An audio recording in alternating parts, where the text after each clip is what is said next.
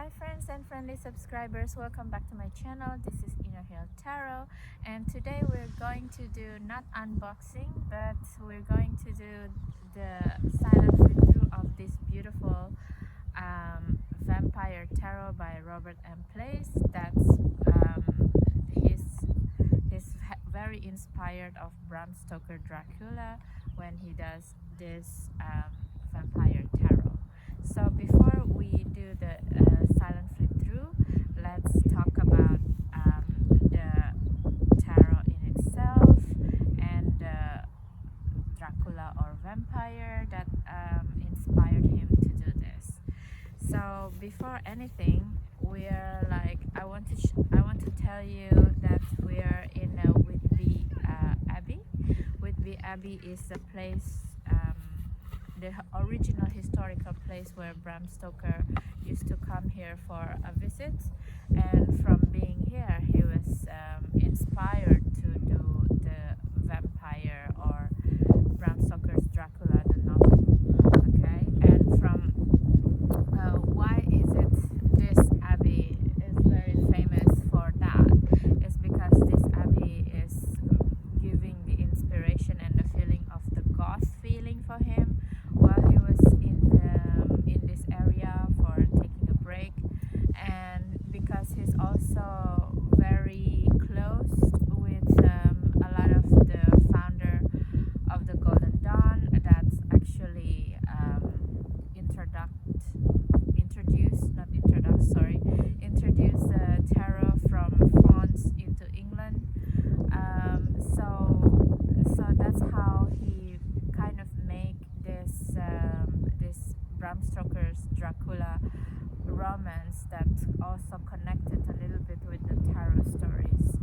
And on top of that, he's also close with two founder of the Golden Dawn, which is Florence Farr, who was an artist at the time that play in the Lyceum Theatre, which is he was managing in, and also Pixie, the Pamela Coleman Smith, that in the future will be one of the most famous tarot artists of all time, the illustrator of Pamela Coleman Raider Waite Smith Tarot, and later on Pamela Coleman Smith Tarot, also in the 100th year anniversary of that tag.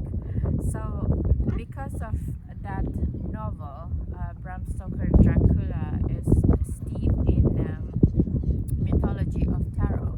That's why Robert M. Place is also making the tarot deck with the vampire feeling. The vampire tarot deck is based on that novel. And to me, at this time of shooting, which is April 19th, 2023, and today is the new moon, which is also the solar eclipse that we weren't gonna be seeing it in England because it's in the midnight time. You can see it in Australia, but for me it's and it's the second lunation in Aries, which is also the full moon will be in Scorpio, which is the idea of this full moon Scorpio is very occult and it's very second chances because it's a second lunation, and together with the solar eclipse, it's a way to go in depth for a certain kind of shadow work. And to me, this is the best time to take a deep in work for the vampiric energy that everyone in the world that's been born has. You know, the vampiric energy is it's very interesting because it's not the same like what they said in the European folklore, that kind of brush and things like that. This vampiric energy that I want to talk about in the Robert M. Place, which is based on the Dracula, is more like the suave feeling, the vampiric energy. So it's like emotional, energetic feeling that I probably also taken away from other people, knowingly and unknowingly, basically. less time because we're also in Whitby to go into it. Okay, so now I'm going to go to the other side and give you guys a look of the tarot deck itself. Okay, and then I'm going back here to talk about what do I feel about the deck itself. Okay, so take a deep breath and enjoy. Oh yeah, by the way, if you're new to my channel, welcome to my channel, and please do subscribe, share and comments, because that's the easiest way to help me. And if you always come to my channel and already subscribe, thank you so much for your time, and please do leave comments. Now let's enjoy the flip through.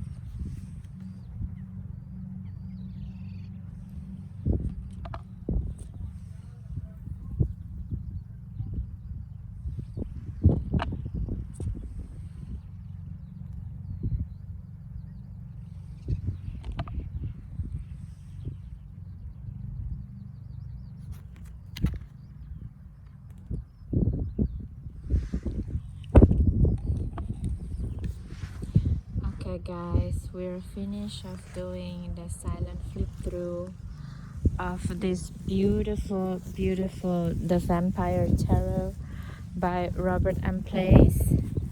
Let me just adjust myself and let you guys enjoy a little bit of this Whitby Abbey. Okay, let me adjust it. Okay, so guys, what do you think about this deck?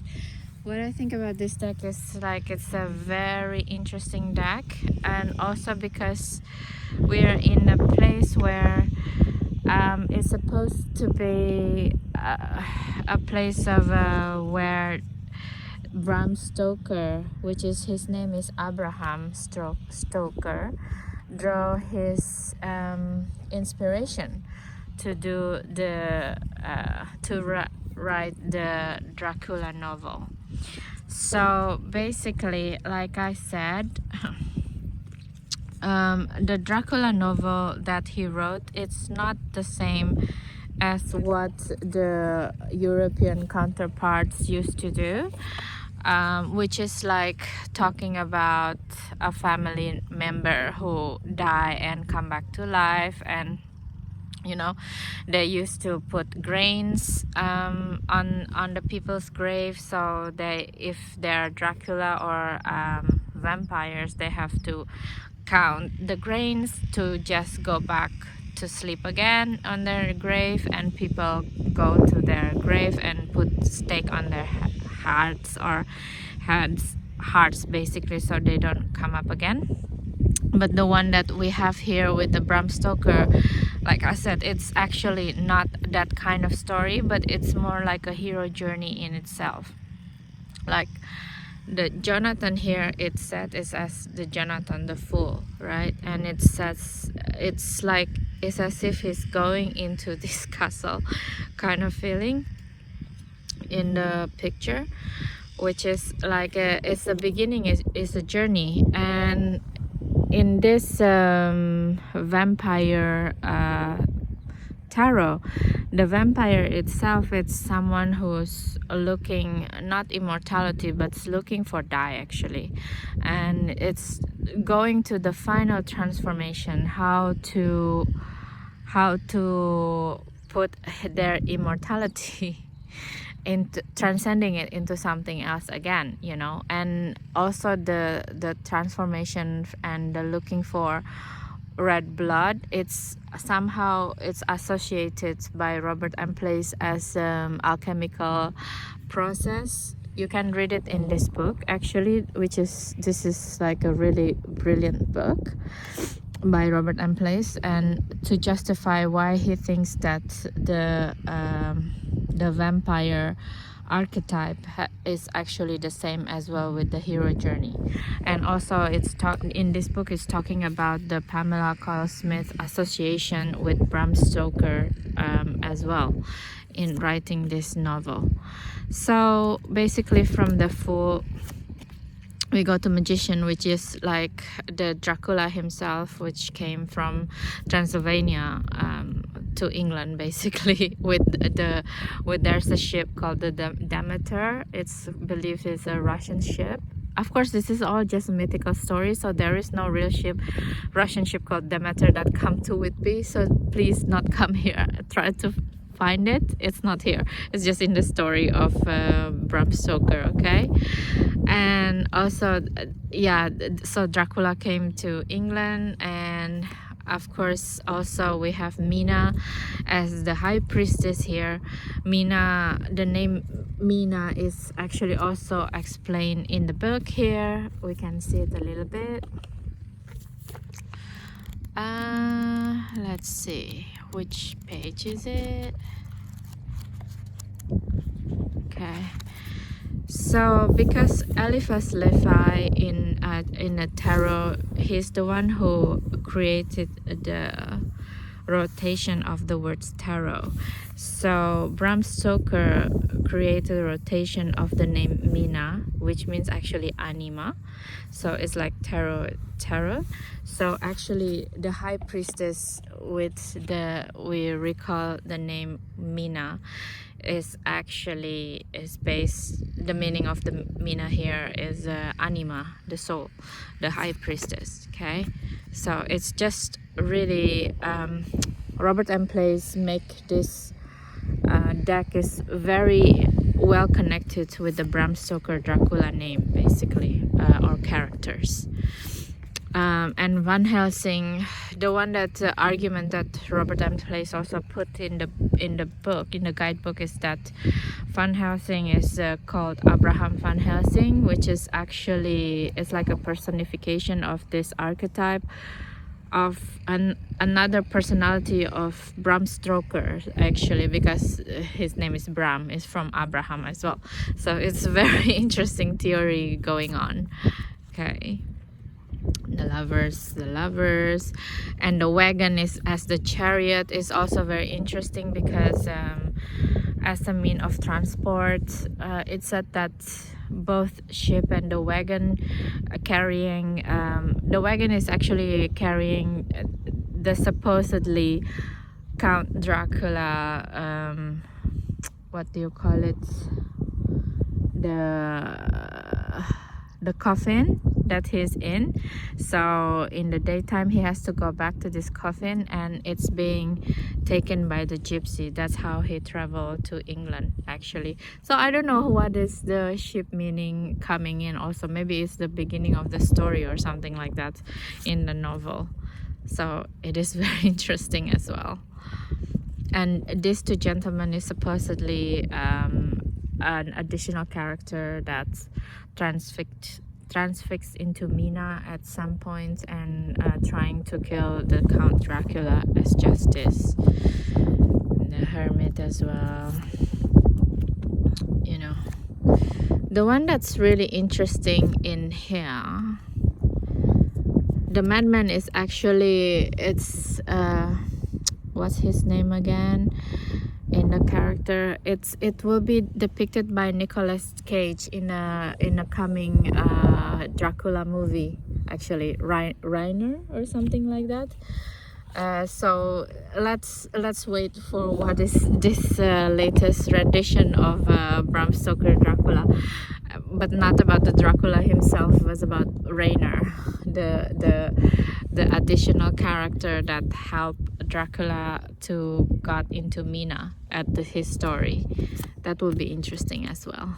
The death is if Dracula got stabbed in the heart, of course. And with the temperance is something, if a Dracula eating from the animal blood instead of the human blood.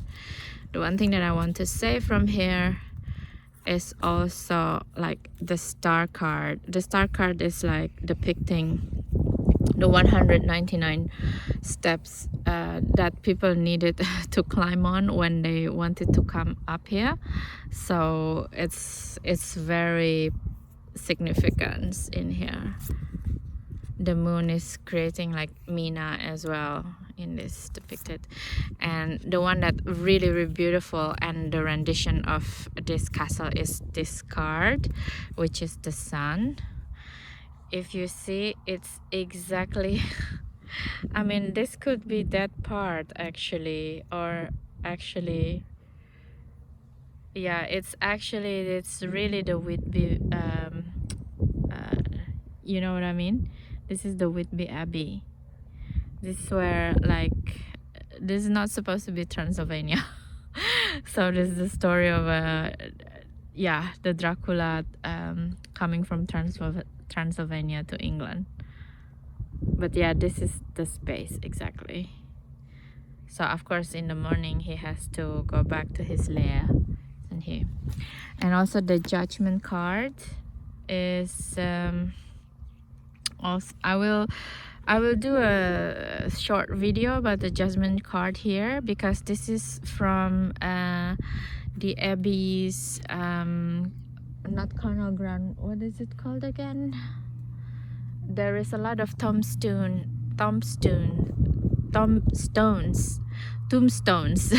sorry my language, tombstones outside of this abbey, and it's all look like this, very Victoriana and pre-Victoria. So it's really, really beautiful and very just depicting in this place. It's very, very beautiful. So yeah, that is the major arcana, and the minor arcana in itself, which is also depicted in the guidebook, is about the tools for the vampire slayers, basically. That's what it says. So like from the holy water for the cups, and then the blades, and the ginger flower for the suit of pentacles. So this is actually ginger, and the last one is the stakes, of course, for the wands, you know. And the one that I'm really like is also how the depiction of the court cards is based on the previous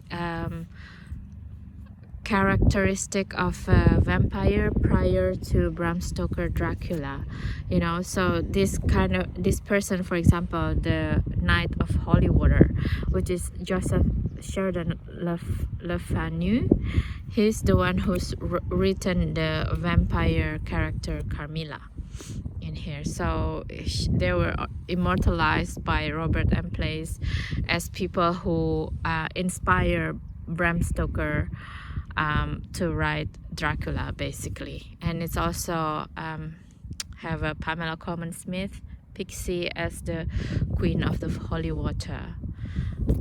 And Sir Henry Irving is actually the one who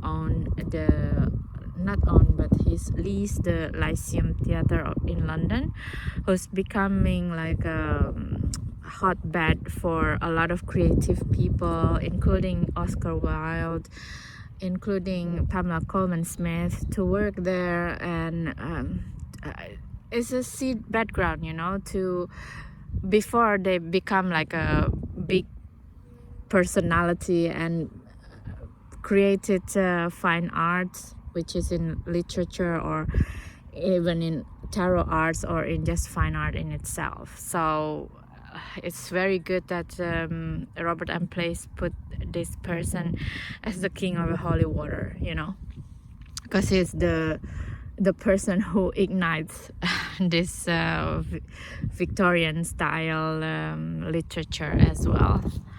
Not everyone, but a lot of people, you know, Victorian and Edwardian, basically.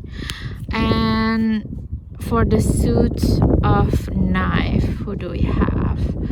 Also another, for the suit of knife is also another writer, which is Samuel Taylor Coleridge, that created this vampire woman as well. And Alan Terry is one of the artists that's also a founder of the Golden Dawn, that also popularized tarot in Anglo-Saxon world, basically, and Lord Byron. For the suit of pentacles, Robert M. Place putting John Polidori with his creation, Lord Ruthven, and Florence Stoker and Bram Stoker.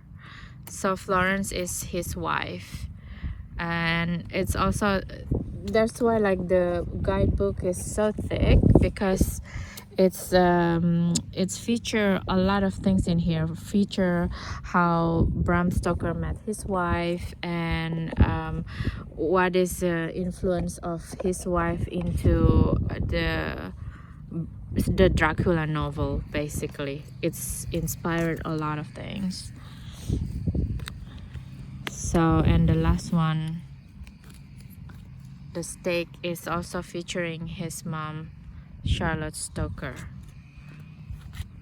and Edgar Allan Poe, who also writes Vijaya as one of the vampire character in Victoria, England. So for me, this deck is very interesting, because it's not just about exploring our own hero journey, which is ourself, and what tarot can help us to do, but also to learn a lot of history, including the literature history of England, and the connectivity of it with the, you know, the hotbed of the beginning of tarot journey in itself in the Anglo-Saxon world from France, because Edward Arthur Waite, he's the one who's bringing tarot to England from France, and he's and together with other Golden Dawn founders as well. So that's one of the reason it started to flourish, and that's why I think to have this tarot deck as a tarot deck as a vampire tarot is very meaningful to me, because it's also kind of, especially today, I'm kind of like thinking, what can I learn from these stories, you know, from these mythical stories of vampires, which is like, in a way, it's kind of get regenerated from only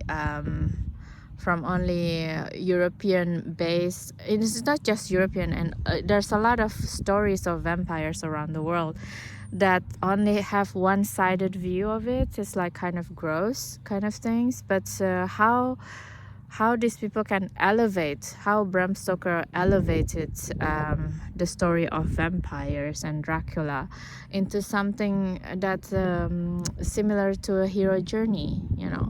So that's very interesting for me to do today, and I'm going to do deep work with it tonight with the help of plant medicine, and I guess I will do a deep review. What do I think afterwards?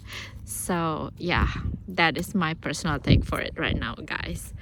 I hope you enjoy my personal take of this deck, and you get to enjoy also with the abbey. Well, I don't have any cards in front of me, so yeah, please let me know what do you think of this video. Leave comments, subscribe, and share if you think it's benefit for you and your tarot journey. And I guess I will leave you here. Thank you again. Thank you for your energy, and I guess I see you in the next video. Okay, bye.